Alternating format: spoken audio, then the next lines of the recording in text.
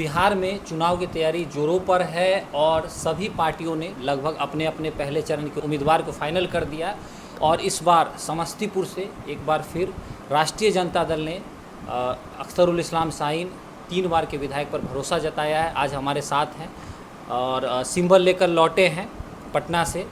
Sir से जानते हैं कि इस बार विधानसभा चुनाव बिहार के लिए और समस्तीपुर के लोगों के लिए कितना महत्वपूर्ण है, पार्टी के नज़रिए से या इनके खुद के नज़रिए से क्या बदलाव होना चाहिए समस्तीपुर और बिहार में, इस पर बात करेंगे और आने वाले जो 5 साल है उसकी क्या रणनीति रहती है इस पर भी बात करेंगे। सर बहुत बहुत स्वागत है आपका और शुभकामनाएं। जी धन्यवाद, थैंक यू। सर कल नामांकन आप कर रहे हैं, 16 अक्टूबर को आप नामांकन करेंगे। चौथी बार आप नामांकन कर रहे हैं, ये चौथा बार है जब आप राजद के सिंबल पर समस्तीपुर की जनता के लिए एक बार फिर से मैदान में आ रहे हैं। बिहार में इस बार क्या बदलाव राष्ट्रीय जनता दल या महागठबंधन करने जा रही है? देखिए, सबसे बड़ी बात है कि आज पूरे देश में सबसे बदतर हालत में बिहार है। अभी जातिगत जनगणना हुआ, आर्थिक सर्वेक्षण जो होता है उसका रिपोर्ट आया। इतनी गरीबी पूरे देश के किसी हिस्से में नहीं है।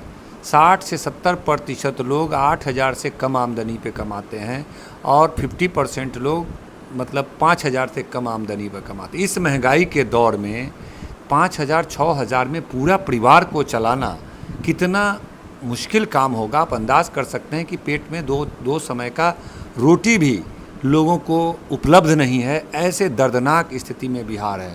लोग अपना घर परिवार माता पिता को छोड़ के परदेश भाग रहा है। कहीं से भी 10, 12, 15 हज़ार रुपया का हमको काम मिल जाए कि जिससे हम घर पर भेज के 10, 8, 10 हज़ार रुपया भेज दें, जिससे मेरे माता जी ले, मेरा पिता जी ले, मेरी बीवी जी ले, मेरा बच्चा जी ले। ऐसी स्थिति में 75% आबादी बिहार की है। जो 25% लोग हैं वो किसी तरह अपना रोजी रोजगार करके अपना जीवन जी ले रहे हैं, उनको दिक्कत ज़्यादा नहीं है। लेकिन 75% आबादी की ये हालत है। 75% आबादी की ऐसी हालत है कि वह इंतज़ार करते हैं कि 5 किलो राशन हमें कब मिलेगा और उस इंतज़ार में वो रहते हैं, उसको भी बड़ी उपलब्धि मानते हैं। ऐसे ख़राब दौर से गुजर रहा है। शिक्षा की स्थिति भी सबसे बदतर स्थिति बिहार में है और आज भी मतलब साक्षरता दर सबसे कम है, ग्रेजुएशन सबसे कम है और हायर एजुकेशन भी सबसे कम बिहार में देखने को मिल रहा है। और हर सेक्टर में कानून व्यवस्था के मामले में बिहार की स्थिति खराब है, हेल्थ के सेक्टर में खराब है। यहाँ पर उद्योग कल कारखाने नहीं लगे, लोग पलायन करने पे मजबूर है। तो स्थिति बहुत बद से बदतर स्थिति में लोग जी रहा है। इसीलिए तेजस्वी यादव ने एक विज़न सामने दिया है कि हम इस बदहाल बिहार को, इस गरीब बिहार को, इस मजलूम बिहार को हम के साथ न्याय करेंगे। हम आर्थिक न्याय करेंगे। हमारे नेता आदरणीय लालू प्रसाद जी जो सामाजिक न्याय की लड़ाई लड़ी, शोषित वंचित समाज जो हजारों साल से दोहन शोषण जुल्म अन्याय अत्याचार सहता था, उसको सामाजिक न्याय की धारा में ला करके मजबूत करने का काम किया। उस लड़ाई को मंजिल तक तब पहुंचा पाएंगे हम जब उनके साथ आर्थिक न्याय करेंगे। और आर्थिक न्याय, आखिर ये गरीब क्यों है? आज ये झोपड़पट्टी में क्यों रह रहा है? आज क्यों बिहार के आधे से अधिक आबादी नंगे पांव रहता है? क्यों किसी के पैर में जूता चप्पल नहीं है? क्यों सभी के कपड़े गंदे कपड़े हैं? तो इसके लिए तेजस्वी यादव ने योजना बनाया है।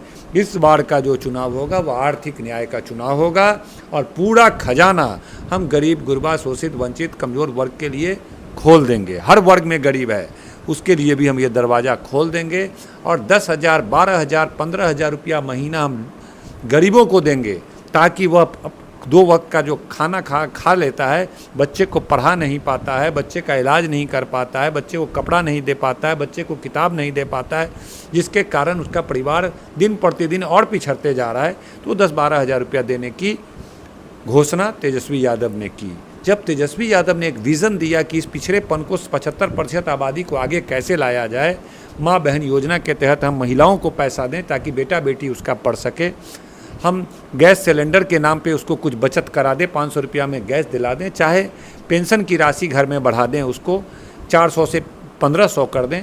इस तरह की योजनाएं जब तेजस्वी यादव ने लाई तो पहले लोगों ने मजाक उड़ाया, कितना पैसा कहाँ से आएगा, इतना पैसा कहाँ से आएगा। जब इन लोगों ने सर्वे किया, उसका अध्ययन किया, तब पता चला कि नहीं, तेजस्वी यादव जो बोलता है वो संभव है, किया जा सकता है। तो आज कुछ योजना पर ये काम करने लगे।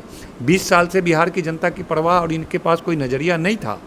जब तेजस्वी यादव का विज़न सामने आया तब इन लोगों ने भी कहा कि हम लोग करेंगे।